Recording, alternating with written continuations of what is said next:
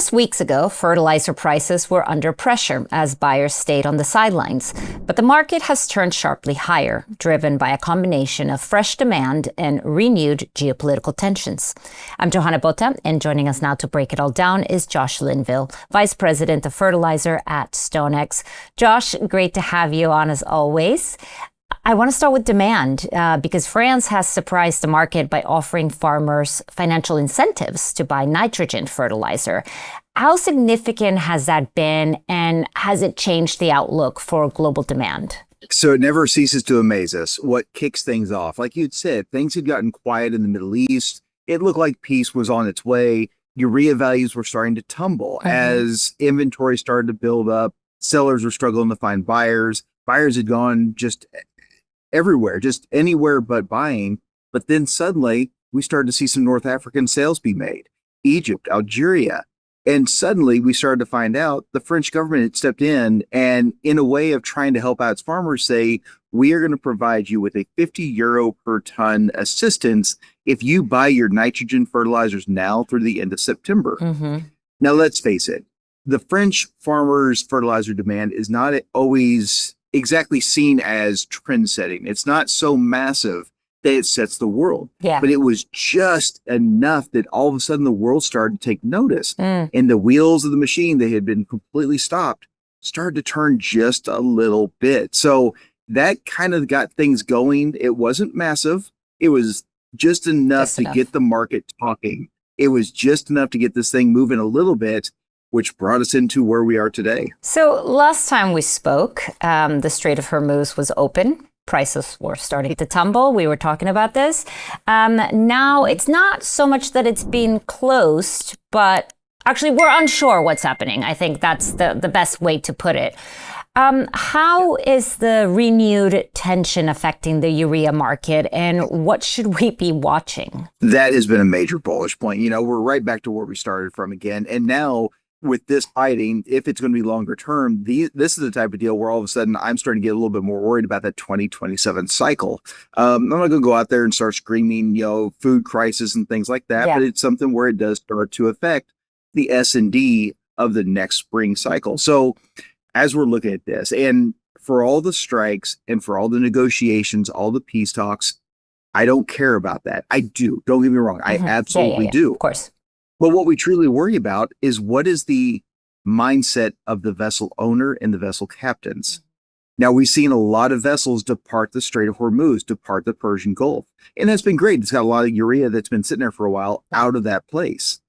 However, with these renewed strikes, any vessel that has been empty in the world who's been being called on to go back into the Persian Gulf to get reloaded and leave again, even if they were considering it before, they've just watched these strikes back and forth because the U.S. has been striking a lot of Iranian targets. Looks like Iran has struck yet more oil vessels.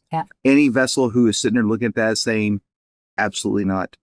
I will not put my crew in harm's way. I won't put my boat in harm's way. I won't get it in and then have it stuck for multiple months and lose out on all that income that I could be doing just by leaving it outside. So unfortunately, for all the complexity, all of the relationships, all of the attacks, everything that's going on, just think about it from a vessel perspective. And right now the vessels are all sitting there saying, no, thank you. Now, I feel like nitrogen has dominated the conversation, but phosphate may be the bigger story right now. Why are supplies so tight, and what does that mean for prices? And again, it all goes back to the same story. It still circles back to the Strait of Hormuz. It's been focused on nitrogen, but it is so much bigger of a phosphate.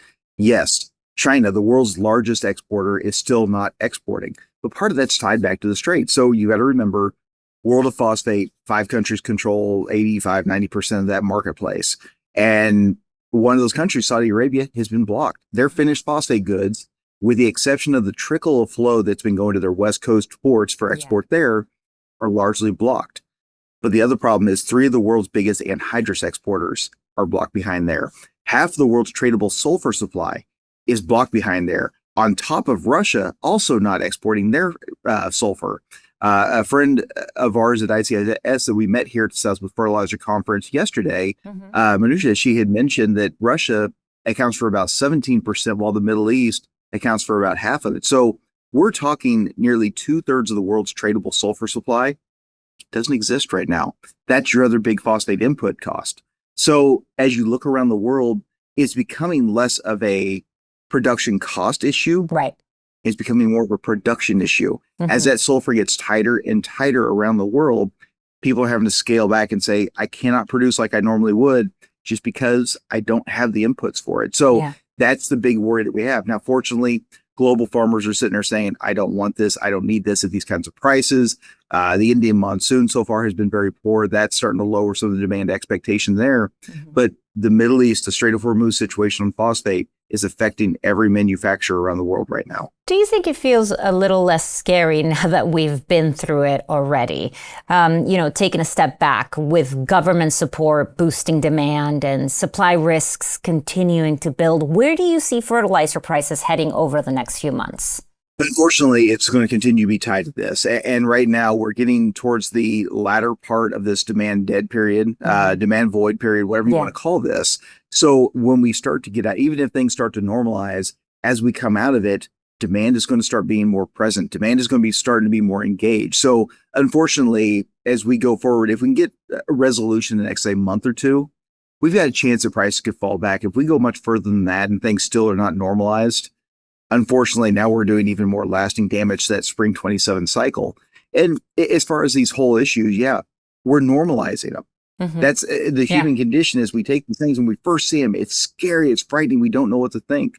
Well, like we said before we jumped on here, this is just version 2.0. We've done this already. So we're not freaking out like we did because we got through that cycle. But it's very, very important to remember the longer it goes on, the worse it is on global supplies. Like the English say, keep calm and carry on. Josh, thank you as always for joining us and for all your insight. And thank you to our viewers for watching. For more financial content, like and subscribe to our channel.